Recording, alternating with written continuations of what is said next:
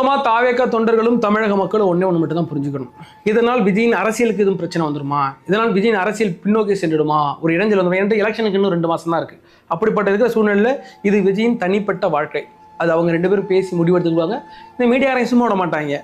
இருக்கிற அந்த திமுக குரூப் யாருமே சும்மா அவங்களுக்கு ஏதாச்சும் ஒன்று கிடைக்குமா அப்படின்னு பார்த்துக்கிட்டு இருந்தாங்க. கிடைச்சிருக்கு. இன்னும் 1 வாரம் 2 வாரம் போட்டு மென்னு துப்புவாங்க. அது நம்ம வந்து கணக்கில் எடுத்துக்க வேண்டாம். நீங்கள் வந்து எப்பொழுதும் விஜயை கைவிட மாட்டீர்கள் என்ற நம்பிக்கை எனக்கு இருக்கிறது. அதுபோக இந்த பிரபஞ்சம் விஜயை கைவிட்டு விடாது. ஏன்னா எனக்கு நான் என்ன சொல்கிறேன், நீங்கள் வேணா பாருங்க. கரூர் சேம்பேடு நடந்துச்சு இல்லை? அந்த கரூர் சேம்பேடு நடந்துட்டு இருக்கும்போது இந்த முதல் 48 மணி நேரம் விஜய்க்கு எதிராக பல அவதூறுகள் பரப்பப்பட்டது.